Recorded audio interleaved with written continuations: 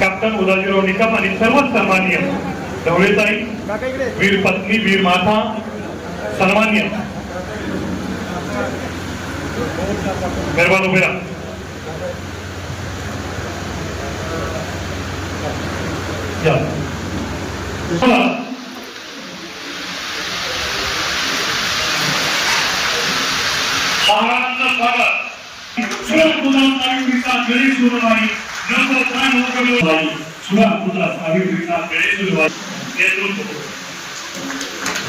ज्यांनी आर्मीची सर्व्हिस, देश सेवाची सर्व्हिस आपली रेकॉर्ड फक्त समाप्त केलेली आहे, संपलेली आहे. आणि या आताच रिटायर झाले महाराष्ट्राच्या हस्ते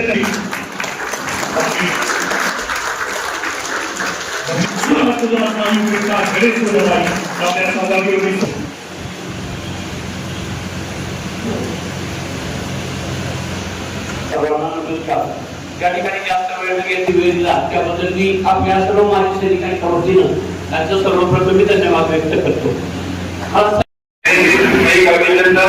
अवॉर्ड दिला त्यामध्ये जयसूर आणि जवानांनी त्यांच्या नायकोल्याने अगोदर जयसूर आणि जवानांना 10 ग्रेड ब्रॉन्झच्या 70% पेन्शन मिळत असायची. ते त्यांची पेन्शन केली 50% वर. आज सगळ्या तुम्हाला 50% पेन्शन 10 ग्रेड ब्रॉन्झची मिळते. आता तुम्ही मुलांना की आम्हाला 70% का मिळत होती?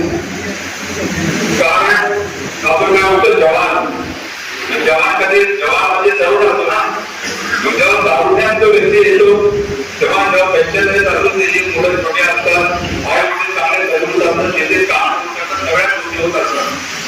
जसं त्याचं वय वाढतं त्याच्या त्याचा वाटतात आई वडिलांचा आधार पण होणार. तेव्हा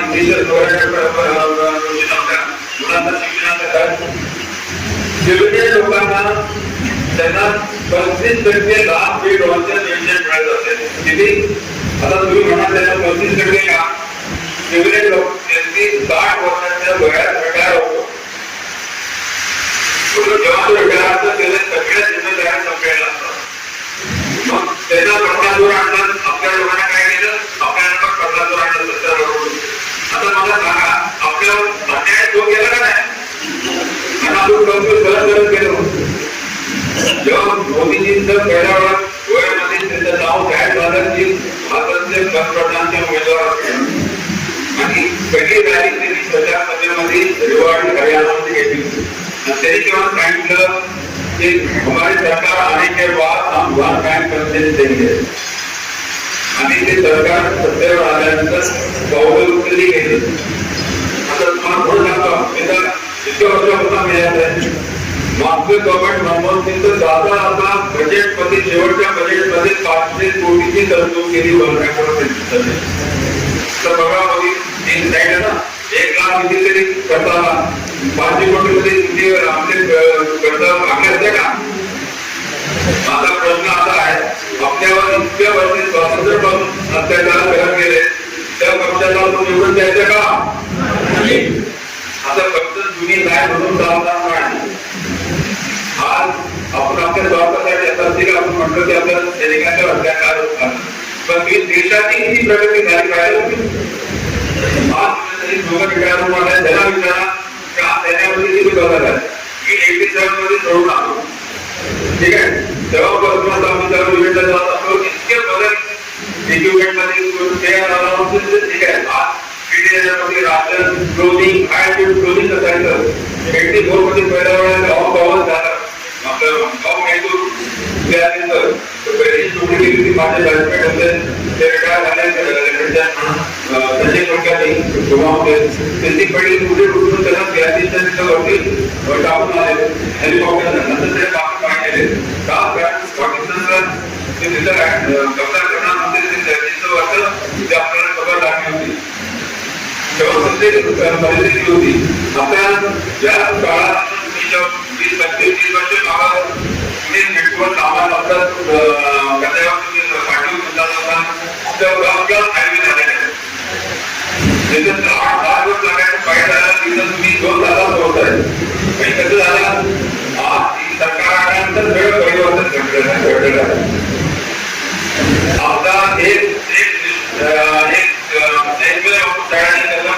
आहेत की उदय महाराज शिवाजी महाराजांचे 13वे थेट संशोधनाचा एक भाग गाजलेला आहे. संशोधन खेळ चाललेला आहे. पण आता आम्हाला आमचं 13वे थेट संशोधन आहे. त्यांना इतक्या पदाधिकाऱ्यांना निवडून आणायचं की त्यांचे काय म्हणतात रेकॉर्ड सगळे फेक करायला वाटतं.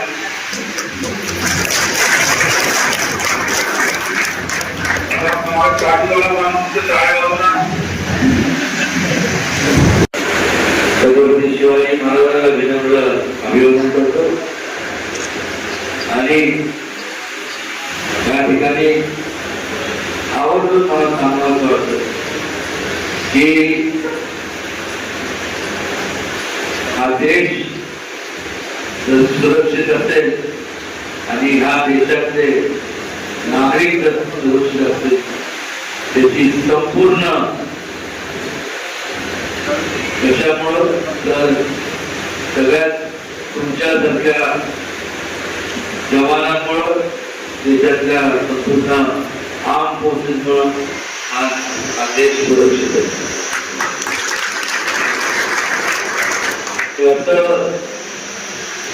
जो विचार मनात येतो त्यावेळेस मगाशी कॅप्टन साहेबांनी बोलले त्याचा थोडासा स्पर्श आमच्या ठिकाणी माजी उपाध्यक्ष शंकर महाराज यांनी केला की काँग्रेसचं ज्यावेळेस सरकार होतं त्यावेळेस घोषणा काय झाल्या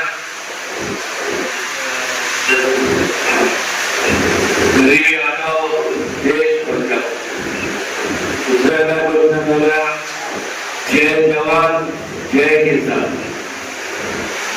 पण मात्र या घोषणाच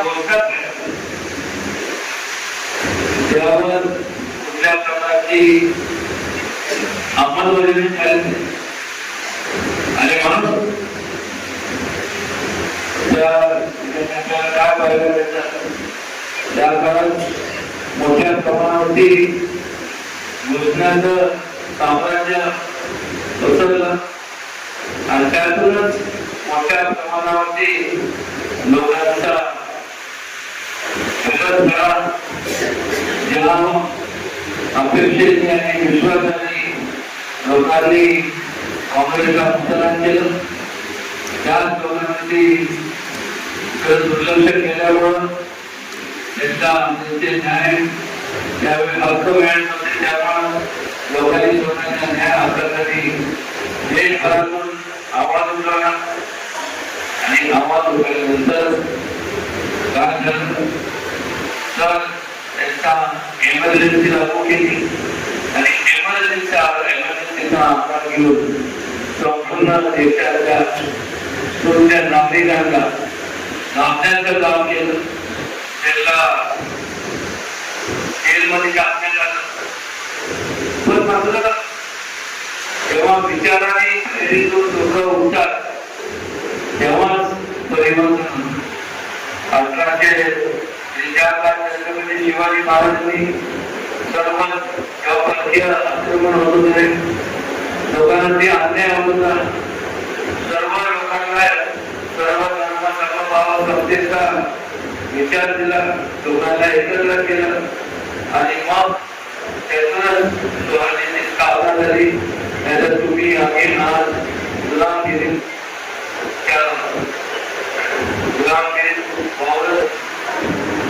आणि त्यानंतर जर आपण पाहिलं तर त्यांचाच विचार घेऊन आज ते शासन काँग्रेसने घोषणा केली.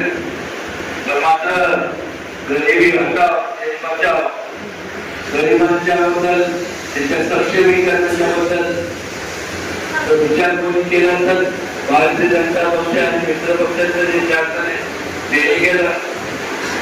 त्याचबरोबर जय जवान जय किसान या जवानांच्या बाबतीत देखील जे निर्णय घेण्यात आले त्या अत्यंत महत्वाचे निर्णय. 1 पेन्शन असेल असे अनेक त्याला जेवणानंतर सुरक्षिततेच्या त्याच्या कुटुंबाची संपूर्ण स्वतंत्र सगळी त्या हिशोबाने निर्णय घेण्यात आले. किसानांच्या बाबतीत म्हणजे शेतकऱ्यांच्या बाबतीत सुद्धा जे जे काही योजना राबवल्या जातात त्या अगोदर कधीच राबवल्या गेल्या आणि त्यामुळे आज या अगोदर सुद्धा त्यांच्या होत्या छत्रपती शिवाजी महाराजांचा आधार घेऊनच ज्यावेळेस मी नगरसेवक होतो, आम्ही ज्यावेळेस संपूर्ण महाराष्ट्र देखील नगरसेवक होते, आम्ही त्यावेळेस घरपट्टीची ती माफी सैनिकांची संपूर्ण घरपट्टी माफी केली. सातारा नगरपालिकेच्या मार्फत आज कोट्यवधी रुपयांचे तरतूद करून ECHS मिलिटरी कॅन्टीन मुलामुलींचं भौतिक सुविधा पुरवणं हे सर्व आम्ही संपूर्ण ते सुद्धा आम्ही मागे लावलं. आणि ज्या ज्या लोकांनी स्वतःच्या कुटुंबाची पर्वा न करता स्वतःच्या युवाची पर्वा न करता आज त्यांनी आपल्या प्रगती योगदान दिले बलिदान त्या सर्व शहीदान करता आपण सातारा संपूर्ण राजधानी सातारा शहीद कन्या संसद माहिती स्मृती उद्यान आपण त्या ठिकाणी निर्माण केले. त्याच्यामध्ये संपूर्ण आतापर्यंत ज्या ज्या लोकांचे शहीद झाले त्याचे सगळ्यांचे नेमप्लेट त्या ठिकाणी आणि थोडक्यात कुठल्या कुठल्या संपूर्ण विरोध त्या ठिकाणी आपण गेला असाल पण नंतर आवर्जून जाऊन आणि तिथं संपूर्ण चांगलं बगीचा करतोय, गार्डन त्या ठिकाणी होणार आहे आणि एका ठिकाणी एक आकर्षित असं आहे माझ्या हिशोबाने त्या महाराष्ट्रामुळं या सातारच्या बरोबर अजूनही भर पडले असं होतं तर त्या अगोदर आपल्याला माहित की म्हणजे एखादा शहीद झाला तर ठीक आहे नुसतं म्हणजे हे करत काय नाही म्हणजे असं कळवलं जातं माझं त्याचं बाबतीत परत आणण्याचं त्याला योग्य जे आहे त्याला मान वंदना देण्याचं काम केलं असतं. या भारतीय जनता पक्षाने शासनाने हे कधी होतं ज्यावेळेस अंतःकरणातनं जेव्हा वाटतं की कुठेतरी या लोकांचं योगदान एवढं मोठं आहे म्हणजे तुमच्या लोकांना की ज्याचं शब्दाला वर्णन करू शकत त्याचं म्हणजे खऱ्या अर्थाने म्हणजे तुमच्यामुळं हा देश असं म्हटलं चुकीचं. त्याचबरोबर आपण केंद्रीय विद्यालयाची संपूर्ण प्रस्ताव केंद्र शासनाला दिलाय. राज्य शासनाकडे आता संपूर्ण आपण भाग पावतोय घेणार तर केंद्रीय विद्यालय करतात तसं सातारा हे जिल्ह्याचं प्रमुख ठिकाण प्रत्येकाला वाटतं तिथं आणि इथं संपूर्ण कॉलेजेस आणि शिक्षणाचं संपूर्ण एज्युकेशन जे लावलं आहे ते सातारा शहरात प्रत्येक वेगवेगळ्या तालुक्यात जरी असेल प्रत्येकाला वाटतं की आपलं सातारा आपल्या प्रमुख ठिकाणी आपलं वास्तव्य राज्यात आम्ही आता हद्दवाढ झालेली आणि हद्दवाढ झाली आणि कलेक्टरची सकाळी चर्चा झाल्याची माहिती की एक स्टेडियम जागा डेव्हलप करून देणार तर त्याचबरोबर तुमच्या मगाशी उल्लेख केला तुमच्या जागा सैनिकांसाठी हाऊसिंग स्कीमच्या करता जागा या ठिकाणी आपण शासनाकडे त्याची सुद्धा पाठपुरावा केला जाईल. त्याचबरोबर या ठिकाणी रेग्युलेटिंग ऑफिस म्हणून त्यापूर्वी होतं ते आता पुन्हा आपण किंवा ते रेग्युलेटिंग ऑफिस पण करायला नव्हतं पाहिजे. पण आधी सैनिकांसाठी सर्विंग आहे जे कार्यरत आहेत त्यांची सुद्धा घरपट्टी माफीसाठी